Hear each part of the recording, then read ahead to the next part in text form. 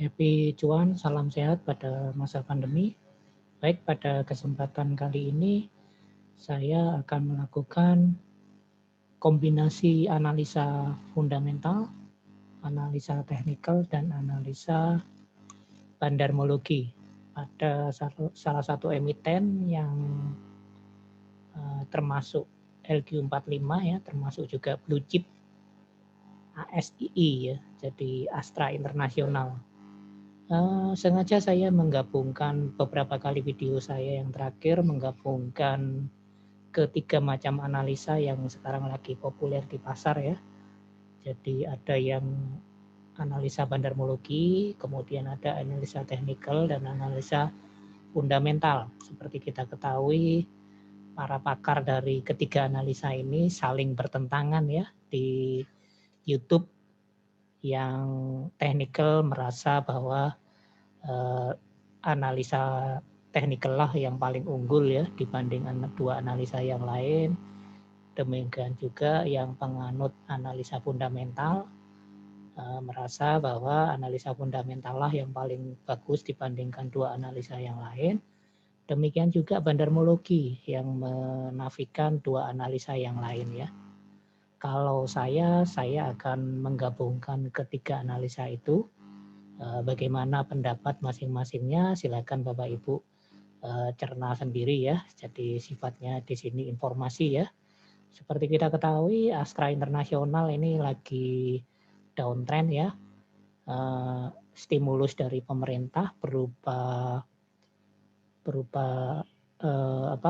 PPNBM, pajak penjualan barang mewah, termasuk mobil diantaranya yang juga merupakan produk andalan dari Astra. Itu ternyata justru sebaliknya yang terjadi di saham Astra malah bukan sebagai stimulus untuk harganya menjadi berbalik naik, malah justru turun selama berbulan-bulan bahkan berhari-hari ya. Baik, saya akan coba menggunakan fitur yang ada di Stockbit ya. Stockbit ini adalah Stockbit Pro ya. Jadi jika pada versi yang tidak Pro maka tidak akan bisa membuka seluruh fitur yang ada di Stockbit ya. Kenapa saya menggunakan Stockbit Pro? Karena ini salah satu tool yang sangat powerful sekali ya untuk mengkombinasi ketiga analisa tersebut. Karena ketiga-tiganya ada di Stockbit Pro ini ya. Cuman kalau Stockbit Pro ini harus melanggan ya, membayar bulanan, biaya langganan bulanan yang cukup lumayan ya. Tetapi kalau menurut saya dibandingkan dengan apa yang kita dapatkan sangat worth it sekali ya.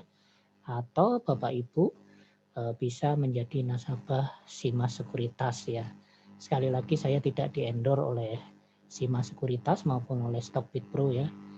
Tetapi semata-mata saya menyampaikan bahwa Stockbit Pro ini sangat-sangat powerful sekali untuk menganalisa ketiga analisa yang saling bertentangan ya. Kalau saya berpikir sebaliknya.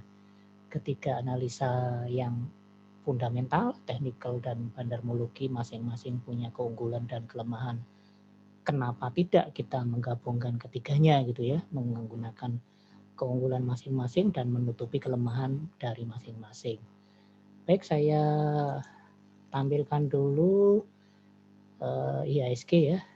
IHSG yang pada penutupan di minggu Jumat hari kemarin ya, itu terjadi penurunan lagi ya, terjadi penurunan selama 4 hari berturut-turut ya untuk IHSG. Setelah naik tipis di hari Senin maka menurun drastis di hari Jumat kemarin. Kalau kita lihat untuk time frame bulanan yang berwarna merah ini support dan resistennya masih mengarah ke atas ya. Jadi artinya kemiringannya masih di seputaran 30 derajat ya, 30 derajat. Jadi masih charting untuk trend up ya. Kemudian kalau kita lihat yang time frame weekly juga menurun ya, sideways ya. Untuk time frame weekly ini yang berwarna jingga ini adalah untuk yang time frame weekly ya, yang resisten atasnya dia menurun dan resisten support yang bawahnya juga menurun. Kemudian kalau kita lihat daily, di daily seperti ini ya, saya garis dengan garis yang berwarna hijau tipis ini, supportnya secara daily yang lebih lebar itu masih naik ya sebenarnya. Jadi masih naik ya ini supportnya, ini kemudian resistennya. Kemudian saya juga menggambar yang time frame lebih kecil ya, ini untuk time frame lebih kecil setelah penurunan pada terjadi mulai di 12 Januari sampai dengan 29 Januari 2021 itu time frame downtrend. Kemudian ada time frame yang saya gambar lagi di setelah tanggal 1 Februari ya sampai dengan hari kemarin ya, Jumat kemarin 5 Maret kemarin, itu channelnya channel naik ya karena ini mengarah ke atas. Tetapi perlu waspada karena di Jumat kemarin itu sudah tembus di supportnya. Sudah tembus di supportnya ya ini ya. Ini kalau kita lihat support yang kita buat di sini dia sudah tembus di bawah. Jadi perlu hati-hati untuk karena sudah support jebol, kemungkinan juga nanti akan lari ke bawah ya IHSG-nya ya, akan lari ke area 5.726 sampai dengan area yang dicapainya di hari Jumat kemarin 256258. Jadi perlu ekstra hati-hati untuk minggu depan ya. Jadi sudah jebol, jadi trennya sudah berakhir ya di Jumat kemarin sehingga Maret ini kemungkinan akan ke bawah. Jadi perlu ekstra hati-hati. Kemudian kita lihat yang dari charting ASII sendiri. Bentar ya. Saya harus nyari dulu yang ASII yang untuk teknikalnya. Mana ASII-nya untuk yang teknikalnya? Udah saya pakai yang ini aja ya. Belum disiapkan ternyata untuk ASII kita lihat untuk yang chart feed-nya ya ASII. Ini kita ganti ASII Astra Internasional ya, ini salah satu penguasa merek Toyota, Honda ya, dan banyak produk baik mobil maupun motor ya dikuasai oleh Astra, salah satu grup yang terkenal. Kalau ini ya chartingnya untuk monthly untuk ASII. Kita lihat dulu yang monthly-nya ya. Monthly untuk supportnya dan resistennya sebenarnya untuk support dia mengarah ke atas, tetapi resistennya dia ke bawah ya. Jadi ini kecenderungannya masih sideways ya untuk jangka bulanannya. Kemudian kalau kita lihat time frame weekly-nya untuk supportnya itu mengarah ke atas, tapi untuk yang resistennya itu sedikit ke bawah ya. Jadi ini juga masih sideways ya. Kemudian kalau daily-nya ini kelihatan sekali kalau tren channelnya menurun ya, ini yang hijau ini. Dia supportnya sangat curam penurunannya dan resistennya juga sama, sangat curam ya, masih dalam channel untuk downtrend. Kemudian coba kalau kita analisa lalu kita lihat bandarmologinya ya, bandarmologinya ini juga kita lihat bandarnya distribusi, kemudian bandar value-nya juga sama menurun, dan foreign-nya untuk asingnya juga sama distribusi. Lalu coba kalau kita lihat datanya untuk ya terjadi top 1 netral, kemudian top 3 dan top 5 peak distribusi ya. Average-nya adalah peak distribusi ya. Jadi distribusi secara besar-besaran. Kalau kita lihat yang pembelian terbesar adalah ZP, CG dan OD. Kemudian penjualan terbesar adalah BK, YU dan AK. Ya, jadi masih peak distribusi secara hariannya. Coba kalau kita lihat 1 minggu ke belakang, Coba 1 minggu ke belakang, Jumat kemarin tanggal 26 Februari, kita lihat ya kesimpulannya juga sama, masih ada distribusi besar-besaran untuk mingguan. Peringkat pertama untuk buy-nya adalah CS, CC, dan ZP, kemudian yang jual besar-besaran adalah KZ, BK, dan RX ya. Dan harga pembelian mereka 5.500 yang masih rendah, dan penjualannya 5.400 juga masih lebih rendah daripada harga penutupan kemarin ya, dari 5.500. Kemudian coba kalau kita lihat dari awal tahun. Dari awal tahun 4 Januari, coba kita lihat masih big distribusi juga ya, distribusi besar-besaran semuanya, top 1, top 3, top 5 itu big distribusi. Dan kita lihat peringkatnya secara dari awal tahun, bayarnya RX, ZP, dan YP dengan pembeliannya di 6.300-an, 5.900 paling rendah YP. Kemudian kaset ya, kaset lagi ya, kaset melakukan penjualan besar-besaran, YU dan AK dengan harga penjualan juga lebih tinggi ya. Kemudian kita lihat yang time frame 6 bulan. 6 bulan coba kita lihat apakah sama. Sudah mulai netral, ada yang netral, ada yang normal distribusi, big distribusi, dan kesimpulannya atau average-nya masih normal distribusi. Ya kalau kita lihat RX, YP, dan kaset ya untuk pembeliannya, ya kaset ini ternyata TP ini ya, take profit. Kemudian untuk yang penjualannya YU, AK, dan MS. Dengan rata-rata pembelian mereka, coba lihat ini, ya masih berada tipis di atas harga sekarang ya. Jadi untuk secara bandarmologi kesimpulannya masih distribusi ya, bahkan big distribusi ya. Tapi untuk yang 6 bulanan sudah mulai netral dan small distribusi. Baik, untuk yang berikutnya kita analisa fundamentalnya. Fundamentalnya ya untuk ASI, current PE ratio-nya 13,78, masih di bawah 15 ya, jadi masih under value untuk PE ratio-nya. Kemudian PBV-nya 1,43, ini juga masih under value ya, karena di bawah 2, karena ini adalah blue chip ya, saham blue chip. Kemudian EV to EBIT-nya sudah lumayan tinggi ya, ini ya 22,87. Jadi ini rasio kekayaan perusahaan dibandingkan dengan hutangnya ya, dibandingkan dengan hutangnya sudah cukup tinggi. Kemudian yang biasanya kita ya ini enterprise value-nya ya 294 triliun. Kemudian coba kita lihat yang lainnya, biasanya saya return on equity-nya 10,4, masih cukup tinggi ya, cukup tinggi menurut saya ya di tengah pandemi yang saat ini.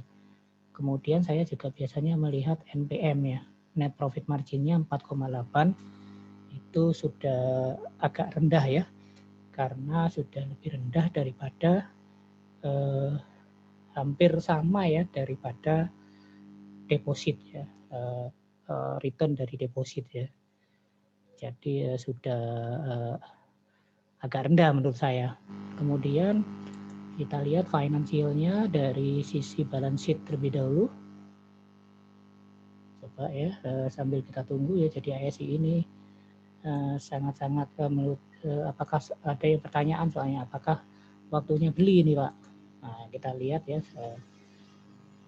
dari quarterly, dari asetnya, pertumbuhan asetnya bisa kita lihat yang dari kas, setara kas. Coba kita lihat secara overall naik ya sebenarnya ya. Jadi sebenarnya naik, sempat turun di 2019, kemudian walaupun 2020 ada pandemi, sebenarnya asetnya naik. Jadi sangat bagus dari sisi aset. Kemudian dari sisi hutang liabilitas ya, hutang jangka pendek coba kita lihat. Hutang jangka pendeknya juga menurun ya. di tahun 2020, jadi sangat sehat sekali. Di 2019 naik tinggi, kemudian turun di 2020. Jadi pengelolaan manajemen perusahaannya masih sangat sehat. Kemudian coba kita lihat perkembangan PBV-nya. PBV-nya ya, ini PBV ini harusnya turun dan betul turun ya di kuartal pertama 2021 itu sangat rendah sekali ya, hampir mendekati 1, kemudian sempat naik. Jadi ini masih sangat under value. Itu kemudian dari sisi cash flow. Kita lihat cash flow-nya ya. Arus kas-nya kita lihat kas setara kas akhir periode. Jadi naik turun ya, tapi ini tipis sekali ya, tidak rugi, tapi dia sampai dengan kuartal ke-4 tahun 2020. Itu kemudian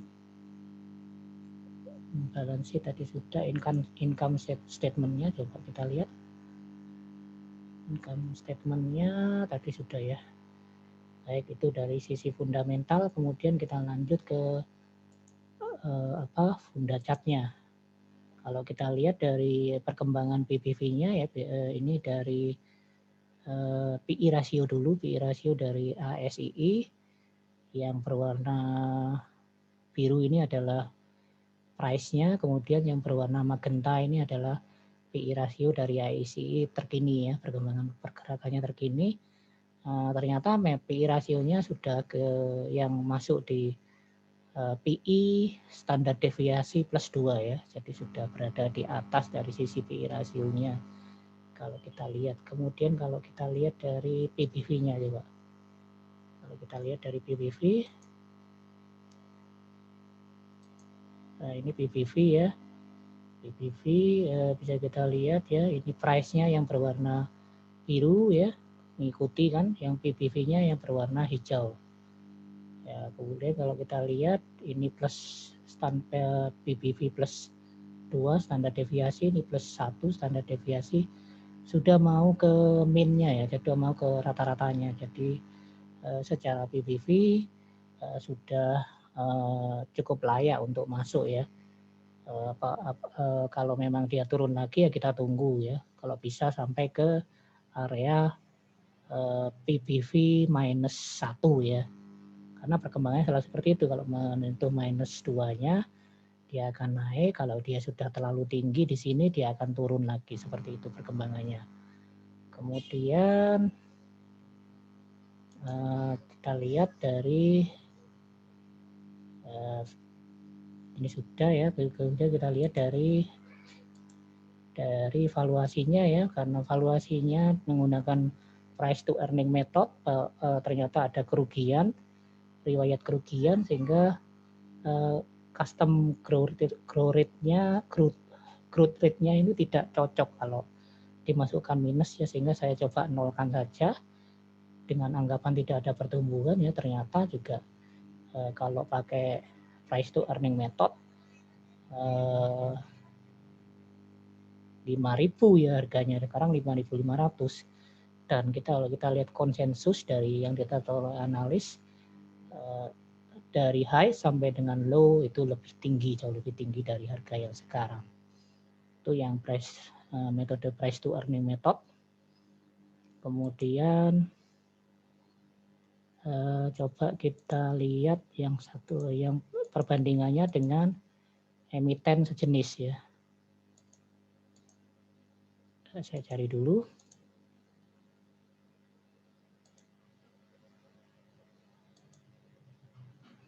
Dengan emiten yang sejenis ya.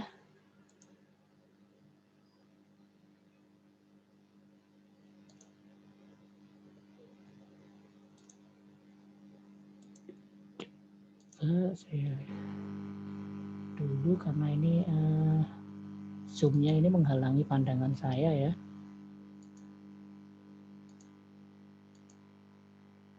Ini ya yang perbandingan dengan emiten sejenis.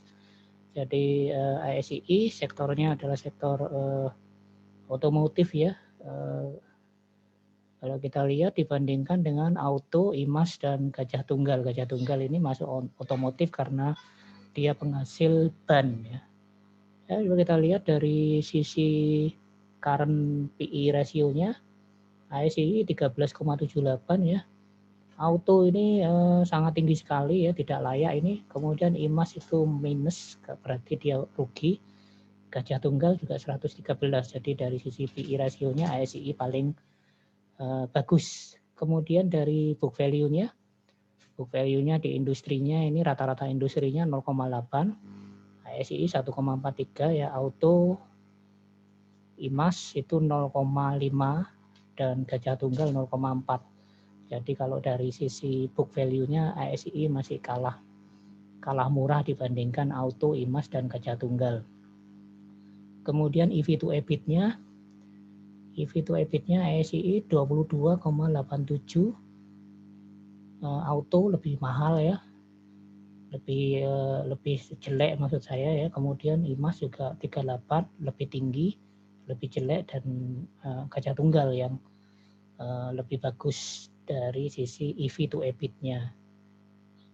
Kemudian kalau enterprise value-nya ASI peringkat pertama ya. Kemudian coba kita lihat NPM-nya 5% untuk ASI, auto 8%, masih ASI peringkat kedua, hanya kalah dari auto. Kemudian return on equity ASI 10% ya, peringkat pertama, dan return on asetnya pun peringkat pertama juga. Kemudian debt to equity ratio ya, ini rasio hutang sangat-sangat sehat, ASI ya 0,5, auto 0,1, IMAS sudah 3,8, Gajah Tunggal jadi paling sehat, utangnya paling sedikit. Kemudian dividen yield-nya kalau kita lihat ASI 3,35, auto lebih tinggi, jadi hanya kalah dari auto dari ASI. Kemudian ya itu ya. Jadi secara overall saya kira ASI masih memegang peringkat pertama dibandingkan emiten yang sejenis yang berada di satu sektor. Lalu kita lihat seasonality-nya ya, ini yang terakhir. Seasonality pada bulan Maret untuk ASI ya, pada bulan Maret kemungkinannya 60% untuk naik ya, karena 2021 ini sudah naik sebenarnya ya 1,85 kenaikannya. 2020 merah paling parah ya, 29% penurunannya. Kemudian 2019 dia naik, 2018 turun 9%, dan 2017 5,1%. Jadi kemungkinannya peluangnya naik 60%. Itu ya, jadi dari ketiga analisa tadi bisa disimpulkan ya, silakan Bapak Ibu mengambil kesimpulan sendiri-sendiri secara teknikal tadi bagaimana, secara fundamental bagaimana, dan secara bandarmologi seperti apa. Apakah saatnya kita untuk masuk? Nah, itu silakan disimpulkan dari keterangan saya yang sudah saya sampaikan. Sekali lagi disclaimer mode on. Jangan lupa klik subscribe dan like serta klik tanda lonceng ya untuk perkembangan channel ini ke depannya. Sekali lagi Bapak Ibu, klik itu tidak membayar ya, tetapi akan sangat berarti bagi saya. Terima kasih. Salam cuan, happy sehat ya, salam sehat pada masa pandemi. Saya akhiri, terima kasih.